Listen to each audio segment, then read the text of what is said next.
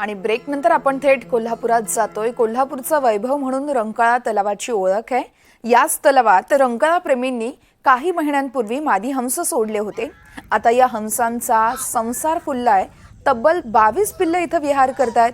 विशेष म्हणजे हंसांची अंडी ही रंकाळा प्रेमींनी कोंबडीच्या माध्यमातून उबवली आहेत। धोबीघाटाच्या आसपास गेल्या अनेक वर्षांपासून पांढरे शुभ्र हंस हे डौलाने इथं विहार करतायत। अनेक वर्ष रंकाळ्यात विहार करणारा या हंसांची पैदास का होत नाही याचा विचार केला असता सध्या असणारे 8 हंस हे सगळे नर जातीचे असल्याचं समजत होतं। त्यानंतर रंकाळा प्रेमींनी त्यांच्या सोबतीसाठी मुंबईहून खास वाहनाने 5 मादी हंस विकत आणले आणि त्यानंतरच आता ही पिल्लं झाली आहेत।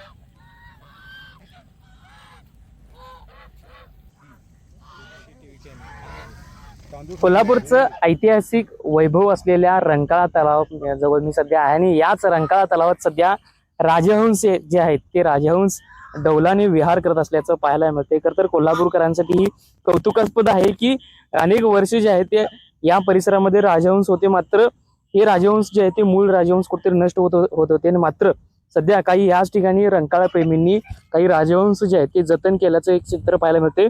जवळपास 22 राजहंस जे आहेत ते आता सध्या रंकाळा तलावामध्ये डौलाने विहार करत असल्याचं पाहते। आपण सगळी दृश्य पाहतोय, अगदी जी मनमुरादपणे जे आनंद जो घेतायत ते या ठिकाणच्या ज्या परिसरातल्या रंकाळा प्रेमींनी यांना जे खाद्य घातलेलं आहे ती सगळी दृश्य आहे। ज्यांनी या संपूर्ण राजहंसांचा सांभाळ केलाय त्या नागरिकांशी आपण, त्या रंकाळा प्रेमींशी आपण देखील संवाद साधणार आहोत। या ठिकाणी हेच जे रंकाळा प्रेमी जे आहेत यांनीच या संपूर्ण राजहंसाचा सांभाळ देखील केलेला आहे। खरं तर मुंबईतून काही मादी हंस ज्या होत्या त्यांची अंडी जी आहे ती उबवून या 22 पिलांचा जन्म जो आहे तो या पुनर्जन्म म्हणला तरी चालेल राजहंसाचा, तो सुद्धा केलेला आहे।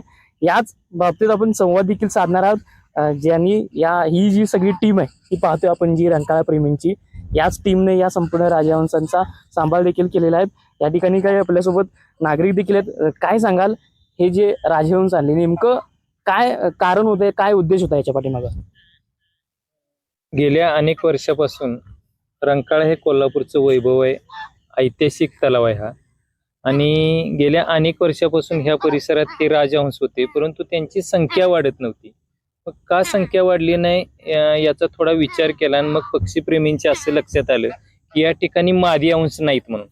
मग मादी हंस खास मुंबईवरून 5 मादी हंस मागवण्यात आल्या आणि मग 5 मादी हंस त्या रंकाळ्यात नोव्हेंबर 2022 रोजी त्या सोडण्यात आल्या आणि त्यानंतर मग हळूहळू त्यांची ती पैदास झाली।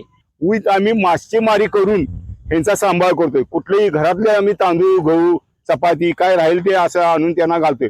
इतर येणारे प्रेक्षक बघणारी ते बी आमचं हे बघून ते बी आता घालायला लागले। त्यांची कुठेतरी आता पोटे भरायला, कवा तरी पोटे भरून काय उपयोग नाही आहे। त्यांना रेग्युलर काहीतरी बाबा शासनाने याच्यासाठी गहू तांदूळ काहीतरी द्यावं, ही एवढी आमची अपेक्षा आहे। अतिशय संपूर्ण जे वातावरण जे असतं ते निसर्ग सौंदर्य जे पाहायला मिळतं ते अगदी मनमोहकपणे असं ना, अनेक पर्यटक जे आहेत ते सुद्धा त्या या ठिकाणी भेटायला येतात। त्यामुळे रंकाळा प्रेमींमध्ये ही सगळ्यात उत्सुकता आणि सगळ्यात जी अभिमानास्पद जी बाब आहे ती राजहंस जे आहेत ते डौलाने विहार करत असल्याचं सध्या पाहायला मिळतंय।